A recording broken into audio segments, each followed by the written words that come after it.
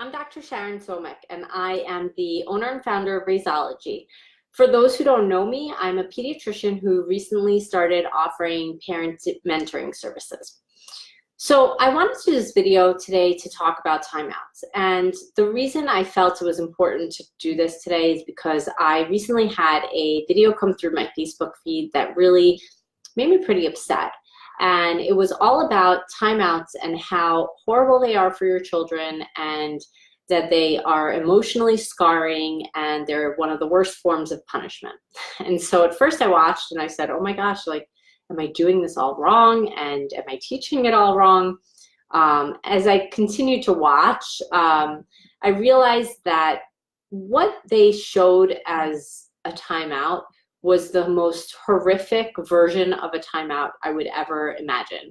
It was really an act of completely punishing your child and isolating them in a completely separate space from you, and not necessarily attaching the timeout to any specific action that you were giving a consequence for. And I realized that that's not how I do timeouts, and that's not how I think they should be done. And so saying a blanket statement that timeouts are horrible and they shouldn't be done, in my opinion, is really doing a disservice to parents, because it's taking away a tool that I think can actually be quite effective if done in an effective way. And so I wanted to teach you guys how you can do timeouts in a loving and effective way that can still be viewed as a consequence that your children don't necessarily want, which is the point, right? We want them to view a timeout as a consequence so that it can be an effective way to prevent them from doing things you don't want them to do. But we don't want them to feel like we don't love them at the end of a timeout. And so I'm going to give you some tips. And the first tip I have for most effectively doing timeouts is that a timeout, if given as a consequence to a misbehavior, should be immediate, right? Especially if your children are young.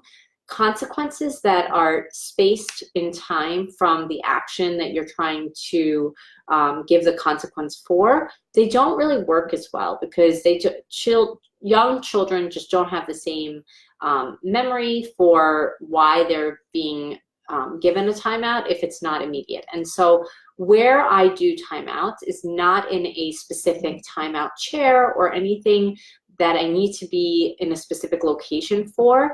When I give my daughter a timeout, she basically gets a timeout in any room and any place that we're in, and she just has to sit down really against the wall or even in the middle of the room, somewhere where she's just sitting down and she's not part of the action, but she's also not in a separate space. We're usually in the same room as her, going about our business, but not paying direct attention to her. And so she's not in a position where she's feeling completely isolated, but she's also not part of the fun for those few minutes. I like to use timers. I think timers are a great way to basically help children understand that they're going into timeout, and you don't have to, but I typically will set a timer using either Siri or Alexa, and I'll say, you know, Idan, that was really not a nice thing that you did. You need to go in timeout, and I'll say, Alexa, set a timer for 3 minutes, and she knows that that's her time for her timeout. We go about our business. The next tip I have is to do a quick debrief after a timeout. And the way I recommend this is when the timeout is over, I always go to my daughter, I always ask her, you know, do you know why you were in timeout? And she almost always knows exactly why she was in timeout, and she'll say, because I hit my sister, or because I took a snack without asking, whatever it is that she did that she knows she's not supposed to do. And then I tell her, you know, I love you very much, but I don't think that was a very good choice. And that's why you had the timeout. Are you going to do that again, do you think? And, you know, between me and you, I know she's probably going to do it at least one more time, depending on how what kind of action led to the timeout, but she usually understands that it's not something that she should have done, and she'll, at least for that moment, agree that she won't do it again. And I know that it seems sort of, like not a harsh punishment. It's not supposed to be a harsh punishment, right? It's a consequence for, these not horrible actions that they do, these misbehaviors that are really like small little things that we just don't really want them getting into the habit of repeating. And so I always end the timeout in a short debrief with a hug. I always hug it out with her. I tell her, I really do love you, but I don't love when you behave that way. And that's the end of the timeout.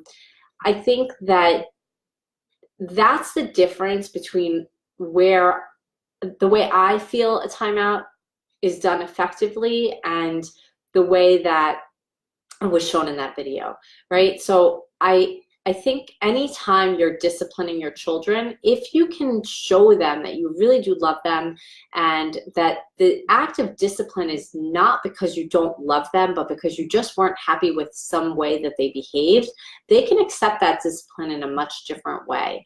And timeouts are not an exception to that.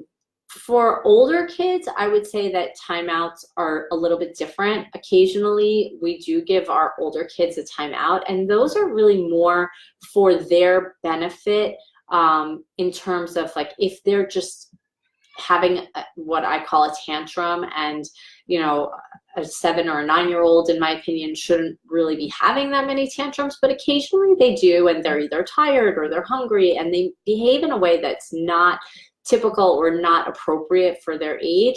And then I will suggest to one of my kids, I think you really need a timeout because you need a break and you need to decompress. And when you're ready to come out of timeout, you're free to come out. It's not really a consequence or a punishment. It's more just, like you need to calm yourself down. And when you've calmed yourself down, you can come out. For our older kids, we use different consequences than timeouts because I don't think timeouts are really as effective in that age group.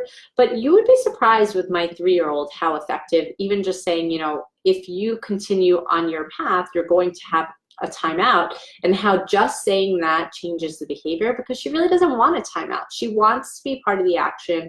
And even though I don't think the timeouts are these horrible things, they are meant to deter her from misbehaving. And so they're also not the most pleasant thing in the world, right? If I gave her a timeout and she was able to sit with a story and read a book by herself, then it wouldn't really be all that effective in deterring behaviors. And so I think the point is that there are loving ways to do timeouts. There are, I think, debriefing after a timeout, even if you have a very young child and they don't really truly understand why they were in timeout, it's still a good habit to get into. And really just hugging it out and giving a lot of love, sort of right after a timeout is important.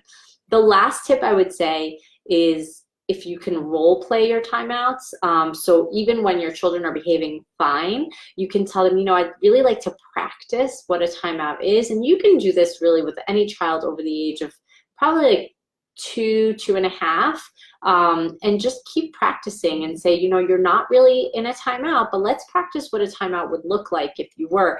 And, you give a scenario and you show them what a timeout is and how you expect them to behave during a timeout. And I find that to be a really effective strategy for a lot of things, but timeouts is one of those things that's really helpful for. I hope you enjoyed the video. I hope it was helpful for you, and I would love it if you could leave a comment and let me know if you have any questions. I promise to answer them. And just to let you guys know, I do have a free download for you guys on how to talk to your toddlers so they listen, and I'll drop that link in the comments as well. And the Rayzology parenting course, which is starting soon, and the information for that can be found at rayzology.com/course, and I will drop the link to that in the comments as well. So have a great evening, and hope you enjoyed.